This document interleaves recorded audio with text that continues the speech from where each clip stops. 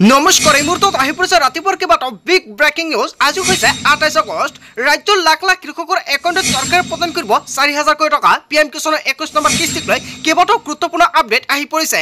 লগতে অৰুণোদয়ৰ প্ৰতিজন হিতাধিকাৰীৰ বেংক একাউণ্টত দুটা কিস্তি একেলগতে প্ৰদান কৰা হ'ব ২,৫০০ টকাকৈ। কেৱল এয়াই নহয়, অসমৰ মুখ্যমন্ত্ৰী হিমন্ত বিশ্ব শৰ্মাই লাখ লাখ মহিলাৰ একাউণ্টত ১০,০০০ কোটি টকা প্ৰদান কৰিব। এইমাত্ৰ অসমৰ মুখ্যমন্ত্ৰী হিমন্ত বিশ্ব শৰ্মাই সংবাদমেলযোগে কৃষক মন্তব্য কৰিছে। যদি আপোনাৰ ৰেচন কাৰ্ড আছে, আপুনি লাভ কৰিব প্ৰত্যেক মাহতে ১,৫০০ কোটি টকা। তাৰ বাবে কৰিব লাগিব আবেদন। লগতে চৰকাৰী ঘৰ আবেদন কৰা প্ৰতিজন ব্যক্তিয়ে লাভ কৰিব নতুনকৈ চৰকাৰী ঘৰৰ সুবিধা। মুখ্যমন্ত্ৰী হিমন্ত বিশ্ব শৰ্মাৰ বৃহৎ ঘোষণা। লগতে কেইবাটাও ৰাজনৈতিক খবৰৰ লগতে অৰাজনৈতিক খবৰ যুগুত কৰা হৈছে আজিৰ দিনটোত। গোটেই অসম তথা ভাৰতৰ বিভিন্ন প্ৰান্তৰ পৰা যুগুত হৈছে কেইবাটাও ডাঙৰ খবৰ। এনেবোৰ খবৰ নিতৌ পাই থাকিবলৈ চেনেলটি ছাবস্ক্ৰাইব কৰি ভিডিঅ'টো এটা লাইক কৰিবলৈ নাপাহৰিব। আজিৰ আমাৰ প্ৰথম খুবেই গুৰুত্বপূৰ্ণ খবৰ হৈছে অসমবাসীৰ বাবে এটা ডাঙৰ খবৰ। PM কিষাণৰ ধনক লৈ আহি গৈছে ডাঙৰ খবৰ। PM কিষাণক লৈ জৰুৰী নিৰ্দেশনা জাৰি কৰিছে চৰকাৰে। এইবাৰ বহু কৃষকে PM কিষাণৰ ধন নাপাব। হয় বন্ধু বান্ধৱীসকল, PM কিষাণৰ ২১ নম্বৰ কিস্তিক লৈ গুৰুত্বপূৰ্ণ খবৰ আহি পৰিছে। কিয়নো অক্টোবৰত দেশৰ কোটি কোটি কৃষকৰ একাউণ্টত PM কিষাণৰ ২১ নম্বৰ কিস্তি টকা প্ৰদান কৰিব। কিছুমান কৃষকৰ একাউণ্টত ২,০০০ কোটি টকা প্ৰদান কৰা হ'ব আৰু কিছুমান কৃষকৰ একাউণ্টত ৪,০০০ কোটি টকা প্ৰদান কৰিব। কেন্দ্ৰ চৰকাৰৰ ফালৰ পৰা জাননী জাৰি কৰিছে। PM কিষাণৰ ধন পাবলৈ কৰিব লাগিব কেইবাটাও গুৰুত্বপূৰ্ণ কাম। এইবাৰ ধন লাভৰ পৰা বঞ্চিত হ'ব ৭ প্ৰকাৰৰ কৃষক। কোন ৭ প্ৰকাৰৰ কৃষকৰ একাউণ্টত PM কিষাণৰ ধনৰাশি প্ৰদান নকৰে, ইয়াক লৈ চৰকাৰৰ ফালৰ পৰা জাননী প্ৰকাশ কৰিছে। কোন কোন কৃষকে লাভ নকৰে PM কিষাণৰ ধনৰাশি। এটা পৰিয়ালৰ এজন ব্যক্তিহে পাব PM কিষাণ আঁচনিৰ সুবিধা।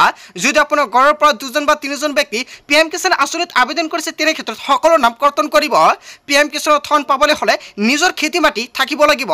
আনৰ মাটিত খেতি কৰা লোকসকলে নাপাব PM কিষাণ আঁচনিৰ সুবিধা। PM কিষাণৰ ধন লাভ কৰিবলৈ হ'লে EKYC কৰাটো বাধ্যতামূলক। EKYC ভূমি পৰীক্ষণ নকৰাসকলে নাপাব PM কিষাণৰ ধনৰাশি। চৰকাৰী চাকৰিয়ালৰ পৰিয়ালৰ লোকসকলে নাপাব PM কিষাণৰ টকা। PM কিষাণৰ ধনক লৈ গুৰুত্বপূৰ্ণ খবৰ আহি পৰিছে। হয় বন্ধু বান্ধৱীসকল, মাজত মাত্ৰ এটা মাহ বাকী আছে। কিন্তু অক্টোবৰত দেশৰ কোটি কোটি কৃষকৰ একাউণ্টত চৰকাৰে প্ৰদান কৰিব PM কিষাণৰ ২১ নম্বৰ কিস্তিৰ ধনৰাশি। আৰু আজিৰ ভিডিঅ' সকলে বেছিকৈ শ্বেয়াৰ কৰি দিব। তাৰপিছত অসমবাসী ৰাজুক জনাইছো আমাৰ পৰৱৰ্তী খুবেই গুৰুত্বপূৰ্ণ খবৰ। লগতে ডাঙৰ খবৰ ১৭ ছেপ্টেম্বৰ মনত ৰাখক আপুনি, কিয়নো ১৭ ছেপ্টেম্বৰ অৰ্থাৎ বিশ্বকৰ্মা পূজাৰ দিনাই লাখ লাখ মহিলাই লাভ কৰিব চৰকাৰী ধন। প্ৰতিগৰাকী মহিলাৰ একাউণ্টত সোমাব অৰুণোদয়ৰ ধনৰাশি। অসমৰ মুখ্যমন্ত্ৰী হিমন্ত বিশ্ব শৰ্মাই অৰুণোদয়ৰ প্ৰতিজন হিতাধিকাৰীৰ বাবে এটা ভাল খবৰ প্ৰদান কৰিছে। আগষ্টত আপোনাৰ একাউণ্টত ১২৫০ টকা আপুনি পোৱা নাই নেকি? তেনে ক্ষেত্ৰত আপোনাৰ একাউণ্টত ১৭ তাৰিখে প্ৰদান কৰিব ২,৫০০ কোটি টকা। ১৭ ছেপ্টেম্বৰত প্ৰধানমন্ত্ৰী নৰেন্দ্ৰ মোদীৰ জন্মদিনৰ দিনাই লাভ কৰিব এই ধনৰাশি। মন্ত্ৰী কেশৱ পন্তই কৰিলে ডাঙৰ ঘোষণা। শীঘ্ৰে আপডেট অথবা সক্ৰিয় কৰি লওক আপোনাৰ একাউণ্ট। যদি আপোনাৰ একাউণ্টত কিবা সমস্যা আছে, আপুনি সমাধান কৰক, অন্যথা আপোনাৰ একাউণ্টত টকা প্ৰদান কৰিলেও আপুনি নাপাব। তাৰপিছত অসমবাসী ৰাজুক জনাইছো আমাৰ পৰৱৰ্তী খুবেই গুৰুত্বপূৰ্ণ খবৰ। লগতে ডাঙৰ খবৰ, গোৱালপাৰাত চলা উচ্চতস্থলীয় সন্দৰ্ভত চলিব তদন্ত। কেইবাটাও গুৰুত্বপূৰ্ণ খবৰ আহি পৰিছে আজিৰ দিনটোতে। এই সন্দৰ্ভত জাৰি কৰা হৈছে জৰুৰী জাননী। বনাঞ্চলৰ ভূমিত কিদৰে স্থাপন কৰা হৈছিল বসতি আৰু ইয়াক লৈ কেইবাটাও গুৰুতৰ প্ৰশ্ন উত্থাপিত হৈছে বৰ্তমান সময়তে। চৰকাৰী আঁচনি এই অঞ্চলসমূহত বিতৰণ কৰা হৈছিলে আৰু তাৰ পিছতে কেইবাটাও গুৰুত্বপূৰ্ণ আপডেট প্ৰকাশ কৰিছে। চৰকাৰী আঁচনি এই অঞ্চলসমূহত কিহৰ ভিত্তিত কৰা হৈছিল বিতৰণ। বিশেষ ভূমিক পঞ্চায়ত অঞ্চল হিচাপে ঘোষণা কৰা হৈছিল। ৰাজ্যপালৰ নিৰ্দেশত এনে বিষয়ত চলিব তদন্ত। অসম চৰকাৰ দক্ষতা নিয়োগ আৰু উদ্যোগীকৰণ বিভাগৰ প্ৰধান সচিবক তদন্তৰ দায়িত্ব অৰ্পণ কৰা হৈছে। হয় বন্ধুসকল, GD ত্ৰিপাঠীয়ে চলাব তদন্ত। ৩০ আগষ্টত বনাঞ্চলৰ ভূমিত বসবাস কৰা লোকে দাখিল কৰিব লাগিব লিখিত মতামত। গোৱালপাৰা বালকডুবিৰ আৱৰ্ত ভৱনত গ্ৰহণ কৰা হ'ব এই মতামত। গোৱালপাৰাত চলা উচ্চতস্থলীয় সন্দৰ্ভত চলিব তদন্ত। হয় বন্ধু বান্ধৱীসকল, এটা বিগ আপডেট আহি পৰিছে, এটা গুৰুত্বপূৰ্ণ খবৰ। আজিৰ ভিডিঅ' সকলোৱে বেছিকৈ শ্বেয়াৰ কৰি দিব। তাৰপিছত অসমবাসী ৰাজুক জনাইছো আমাৰ পৰৱৰ্তী খুবেই গুৰুত্বপূৰ্ণ খবৰ। লগতে ডাঙৰ খবৰ, NRCৰ নামত প্ৰতীক সাজিলে টুপি দিলে ৰাইজক। ইয়াক লৈ ৰাজ্যজুৰি ডাঙৰ প্ৰতিক্ৰিয়াৰ সৃষ্টি হৈছে। অসমৰ মুখ্যমন্ত্ৰী হিমন্ত বিশ্ব শৰ্মাই সংবাদমেলযোগে বৃহৎ মন্তব্য কৰিছে। বিভিন্ন খেলিমেলিৰ মাজতে প্ৰস্তুত হৈছে NRC। গোটেই NRCখন টুপি ছিষ্টেমত প্ৰস্তুত হ'ল। এনেকুৱাকৈ মুখ্যমন্ত্ৰী হিমন্ত বিশ্ব শৰ্মাই NRCক লৈ কেইবাটাও গুৰুত্বপূৰ্ণ মন্তব্য কৰিছে। প্ৰথমতে প্ৰতীক সাজিলাই ৰাইজক টুপি দিলে আৰু চবে মিলি ৰাইজক টুপি পিন্ধালে। শীঘ্ৰেই NRC প্ৰক্ৰিয়াটো শুদ্ধ কৰা হ'ব। অলপ পৰিৱেশ আহিলেই NRC শুদ্ধ কৰা হ'ব। মুখ্যমন্ত্ৰী হিমন্ত বিশ্ব শৰ্মাই NRCক লৈ কেইবাটাও গুৰুত্বপূৰ্ণ মন্তব্য কৰিছে। লগতে পুনৰ হ'ব NRC, ইয়াক লৈ কেইবাটাও গুৰুত্বপূৰ্ণ মন্তব্য কৰিছে SCৰ ফালৰ পৰা।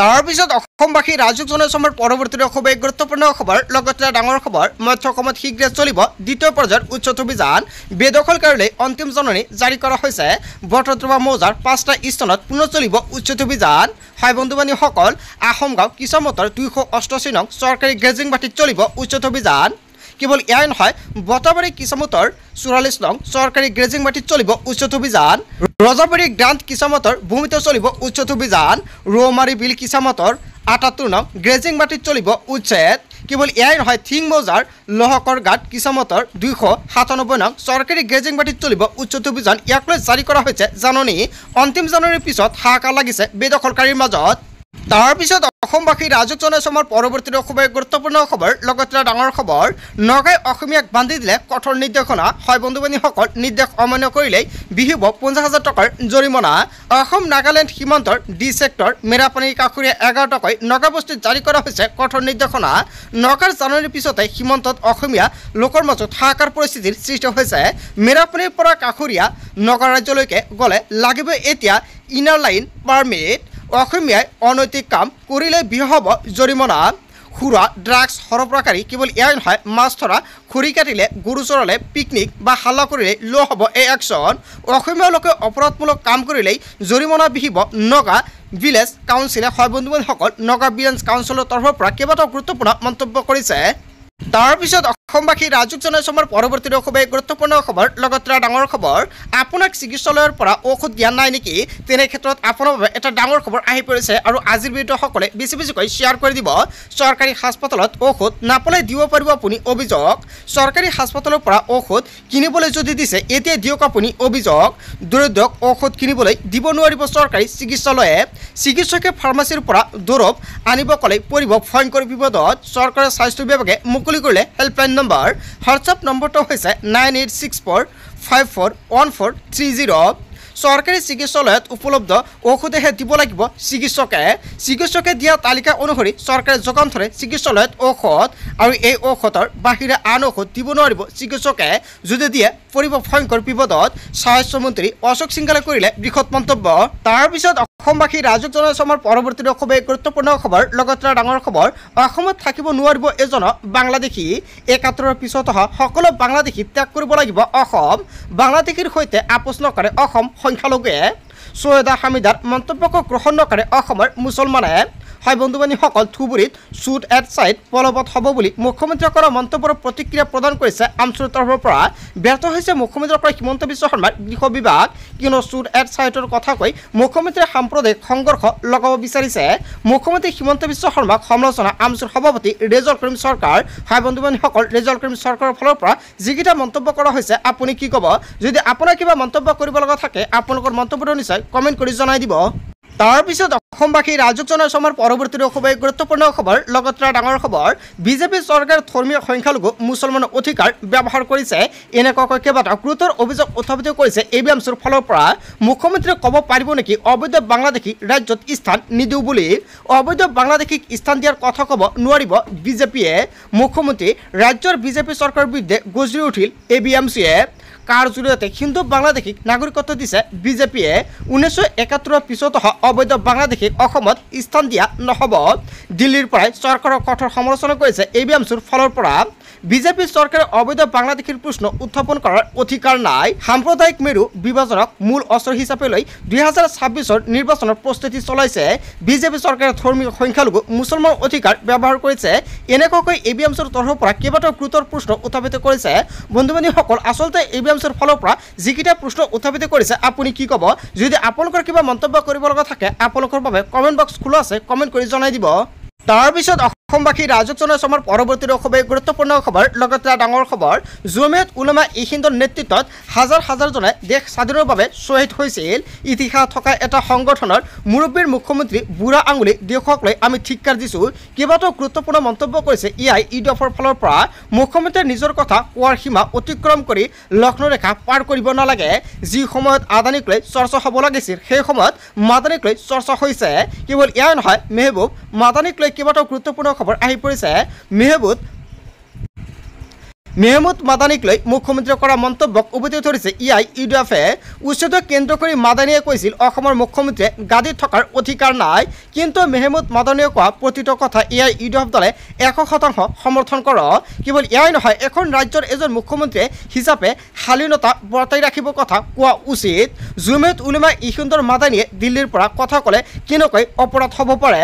মুখ্যমন্ত্ৰী হিমন্ত বিশ্ব শৰ্মাৰ মন্তব্যক লৈ সৰব হৈ পৰিছে ইউডিএফৰ বিধায়ক আছৰাফুল হুছেইন। হয় বন্ধু বান্ধৱীসকল, ইউডিএফৰ বিধায়ক আছৰাফুল হুছেইনে যিকেইটা মন্তব্য কৰিছে জনতাই কি ক'ব। হিমন্ত বিশ্ব শৰ্মা মুখ্যমন্ত্ৰীৰ গাদীত থকাৰ কোনো ধৰণৰ অধিকাৰ নাই। মুখ্যমন্ত্ৰীয়ে গণতন্ত্ৰৰ শপত লৈ প্ৰতিটো দিনতে গণতন্ত্ৰৰ শপত ভংগ কৰিছে। লুৰিণজ্যোতি গগৈ, অখিল গগৈ, ৰকিবুল হুছেইন, দেৱব্ৰত শইকীয়াই মুখ্যমন্ত্ৰীৰ পক্ষ লৈছে। মাদানীয়ে অসম ভাৰতৰ ওপৰত একো কোৱাৰ অধিকাৰ নাই নেকি? ভাৰত শাসনত স্বাধীনতা মাদানীৰ পৰিয়াল আৰু মাদানীৰ সংগঠনৰ কোনো অৱদান নাই নেকি? এনেকুৱাকৈ ডাঙৰ প্ৰশ্ন উত্থাপিত কৰিছে। কেৱল এয়াই নহয়, জমিয়ত উলেমা হিন্দৰ নেতৃত্বত হাজাৰ হাজাৰজনে দেশ স্বাধীনৰ বাবে শ্বহীদ হৈছিল। হয় বন্ধু বান্ধৱীসকল, এটা বিগ আপডেট আহি পৰিছে। আজিৰ ভিডিঅ'টো সকলোৱে বেছিকৈ শ্বেয়াৰ কৰিব। তাৰপিছত অসমবাসী ৰাজুক জনাইছোঁ আমাৰ পৰৱৰ্তী খুবেই গুৰুত্বপূৰ্ণ খবৰ। লগতে ডাঙৰ খবৰ, অহংকাৰী অত্যাচাৰী হৈছে বিজেপিৰ দল। ভোট চুৰি কৰি ক্ষমতা সদায় থাকিব বুলি ভাবিছিল বিজেপিয়ে। এনেকুৱাকৈ কেইবাটাও গুৰুতৰ অভিযোগ উত্থাপিত কৰিছে APCCৰ সভাপতি গৌৰৱ গগৈ। বিজেপিৰ অহংকাৰৰ মূল কাৰণে হৈছে ভোট চুৰি। ভোট চুৰিক লৈ বিজেপিক আক্ৰমণ সাংসদ গৌৰৱ গগৈৰ। GMCHত ভয়ংকৰ ঘটনা হোৱাৰ পিছত এইবাৰ পাতলভাৱে প্ৰতিক্ৰিয়া দিলে মুখ্যমন্ত্ৰীয়ে। ভাৰত পাকিস্তানৰ খেলক লৈও সোচ্চাৰ হৈ পৰিছে APCCৰ সভাপতিগৰাকীয়ে। হয় বন্ধু বান্ধৱীসকল, এটা নহয় দুটা নহয়, আজিৰ দিনটোত কেইবাটাও গুৰুত্বপূৰ্ণ খবৰ যুগত কৰা হৈছে। আৰু এনেবোৰ খবৰ কিন্তু পাই থাকিবলৈ চেনেলটি ছাবস্ক্ৰাইব কৰি ভিডিঅ'টোত এটা লাইক কৰিব দিব। চ' থেংক ইউ ফৰ ৱাচিং ফুল ভিডিঅ'।